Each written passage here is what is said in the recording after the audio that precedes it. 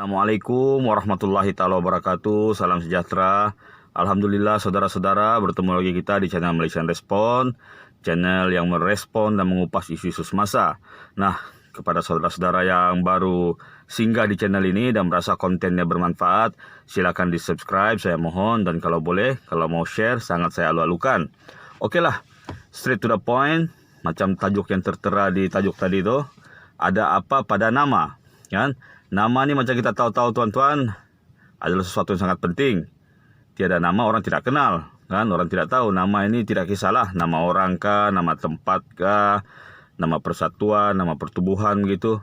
Nama sangat-sangat penting, ya.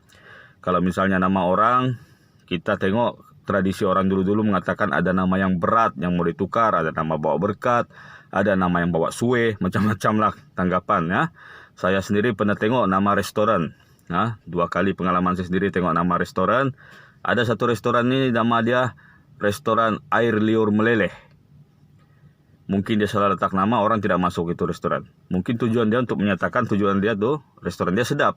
Tapi orang baca perkataan air liur, orang pun tak sudi masuk, kan? Masa saya di Indonesia, saya pernah nampak satu restoran nama dia Kedai Mamak. So saya masuk, saya order Milo Ais dan roti canai. Tiada, rupa-rupanya bukan kedai mamak, tapi itu rupanya kedai mamak dia, mak dia sendiri. Contoh lah ya. Okey. Jadi kita straight to the point tentang nama-nama tempat.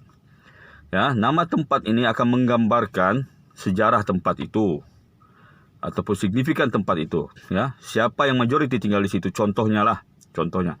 Kita ambil 2 contoh negara Myanmar, ya. Negara Myanmar dulu nama dia adalah Burma.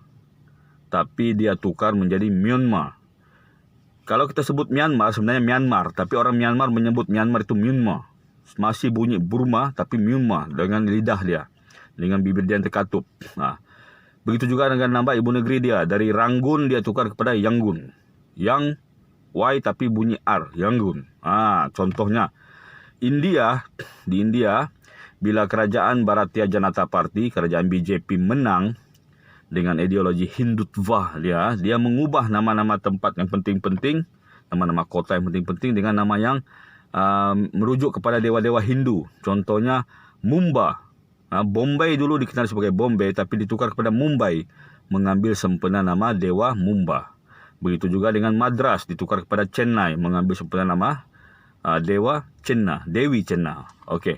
Setelah itu ada juga nama Delhi. Dulu New Delhi, tapi perkataan New dibuang Delhi saja, menggambarkan keindiaan dia. Jadi, nama tempat tuan-tuan, kenapa sampai ditukar? Karena itu menggambarkan signifikan terhadap sesuatu. Boleh jadi sejarah, boleh jadi identiti tempat itu. Ya? Kalau kita tengok di Poland, di sempadan Poland Rusia, ada satu bandar yang sangat-sangat penting semasa Perang Dunia Kedua. Yaitu bandar yang sekarang dikenali sebagai Danzig. Tapi dulu Danzig, nama-nama dia adalah Gdansk semasa penaklukan Jerman. Kenapa ditukar Danzig Gdansk? Karena sebutan dia walaupun sama, Danzig dan Gdansk, Gdansk, Gdansk. Tapi kalau dieja secara pelan-pelan, Gdansk, masih ada bunyi Danzig di belakangnya. Kenapa signifikan? Karena itu menggambarkan victorious, kejayaan mereka semasa perang. Itu adalah identiti bangsa. Ya, nama saja tapi sangat penting. Jadi di Sabah sebenarnya ada beberapa nama tempat yang ditukar, ya, yang diubah suai, biar bunyi kemalaysiaan atau untuk melindungi sesuatu lah orang cakap, untuk menghapuskan sesuatu identiti. Saya ambil contoh 3 tempat yang sangat-sangat penting lah, ya, nama-nama bandar besar. Pertama, Sandakan. Sandakan sebenarnya tuan-tuan berasal dari perkataan sandaan. Sandaan maksudnya menggadai. Urusan pajak gadai, sandaan. Bukan bermakna, boleh jadi bandar Sandakan dulu digadaikan, atau boleh jadi karena banyaknya komuniti Cina di situ yang menawarkan hikmat pajak gadai, maka bila orang Bajau Suluk datang ke situ, mereka mengatakannya sebagai sandaan. Tapi dari segi ejaan, disebabkan pada masa itu kita masih dijajah British, maka penggunaan apostrofi, ya, tanda yang tidak ada.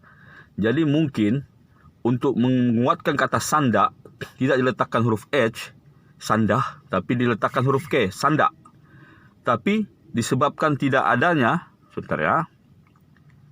disebabkan tidak adanya huruf apostrofi, maka diletakkan K, sandak. Sandaan. Sebenarnya namanya adalah Sandaan, bukan Sandakan, tapi disambungkan menjadi Sandakan. Dan disebabkan dalam dokumen-dokumen resmi disebut ejaannya sebagai Sandakan, maka sampai ke hari ini namanya masih dikira sebagai Sandakan, walaupun nama asalnya adalah Sandaan. Nah, kenapa kita komuniti Bajau Suluk sebenarnya mau meminta kalau boleh nama itu dikembalikan pada Sandaan? Sebab kota ini adalah kota majoriti Bajau Suluk. Ya, setiap kota di Sabah sebenarnya walaupun majoriti penduduknya Cina, tapi kota itu signifikan kepada, atau pekan itu signifikan kepada kaum-kaum tertentu. Kalau macam Keningau, itu adalah kebanggaan suku kaum Kadazan Dusun. Begitu juga dengan Penampang. Kan? Contoh, untuk orang-orang Tidung dan Bugis, orang-orang Bolongan, Tawau adalah kota kebanggaan mereka. Untuk orang Bajau Sempurna adalah kebanggaan mereka. Nah, begitu juga kita Bajau Suluk, Sandakan sebenarnya adalah kota kebanggaan kita. Apatah lagi Sandakan dulu sebagai kota kayu balak pernah menjadi ibu negeri Sabah. Jadi kita seharusnya meminta agar nama Sandakan dikembalikan identitinya kepada Sandaan. Pertama, karena itu memang nama yang betul. Kedua, itulah identiti bangsa kita. Sandakan adalah bandar kita di Sabah. Kedua, Lahad Datu. Perkataan Lahad itu sebenarnya salah. Sepatutnya Lahat. L-A-H-A-T, Lahat. Lahat merujuk kepada tempat. Tempat Lahat, ya. Ataupun negeri, ataupun satu tempat namanya Lahad. Sedangkan Lahad itu merujuk kepada sesuatu yang ada hubung kait dengan kuburan. Liang Lahad. Lahad Datuk maksudnya adalah tempat para datuk, ya.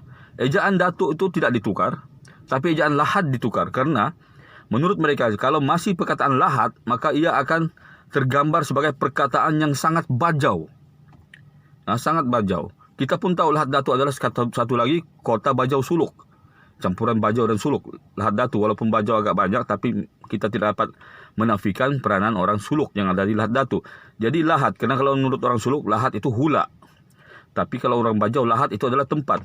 Jadi ejaan yang sepatutnya untuk Lahad Datu bukanlah Lahad Datu, tapi Lahad Datu. Ya, tapi sekali lagi diubah dan kita meminta untuk dia diubah kembali kepada Lahad Datu.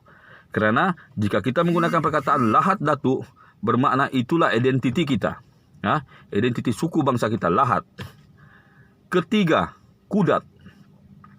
Kudat sebenarnya berasal dari perkataan Kudat. Double D, K-U-D-D-A-T. Ya, yang bermaksud terkejut. Kerana pada masa dulu kalau orang naik kapal dari Kepulauan Banggi, mereka tidak nampak pekan Kudat yang berada di Teluk Pengaraban itu. Jadi bila mereka masuk, mereka terkejut.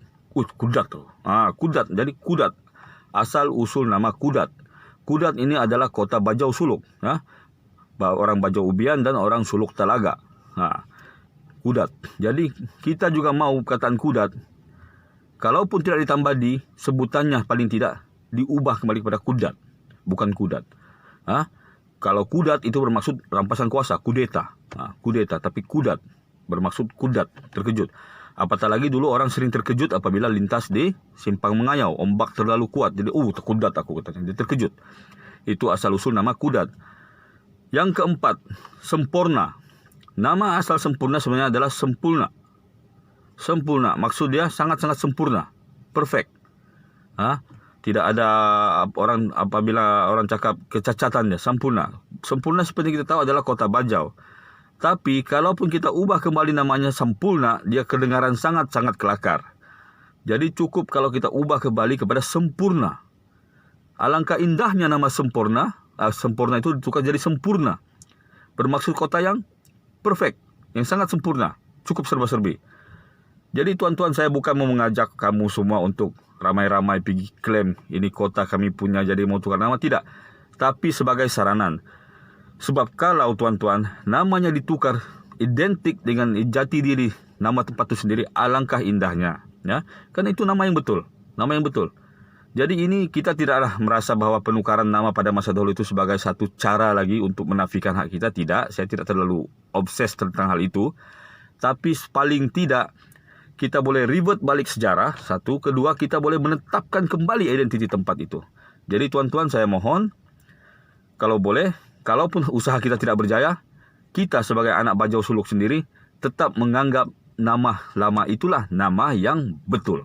Oke, bulibah kalau Sabahan. Oke ya. Yang bukan Wojo Suluk jangan ambil hati. Kota itu tetap milik kita orang Sabah. Oke, sampai jumpa lagi.